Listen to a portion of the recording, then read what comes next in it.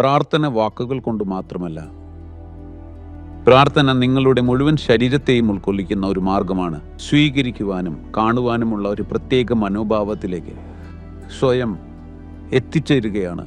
യഥാർത്ഥത്തിൽ നമ്മുടെ സാന്നിധ്യം ഇവിടെ വളരെ ചെറുതാണെന്ന് തിരിച്ചറിയുന്നതാണ് പ്രാർത്ഥന. ഈ പ്രപഞ്ചത്തിൽ നിങ്ങളൊരു ചെറിയ മണൽത്തരി മാത്രമാണ്. നാളെ രാവിലെ നിങ്ങൾ ഇല്ലാതായാൽ ആർക്കും നഷ്ടബോധമുണ്ടാകില്ല.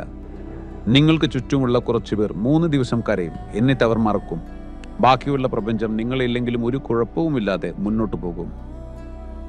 നാം എല്ലാവരും ഇല്ലാതായാലും ഈ പ്രപഞ്ചം നന്നായി തന്നെ മുന്നോട്ട് പോകും, ചിലപ്പോൾ കൂടുതൽ നന്നായി. ശരിയല്ലേ?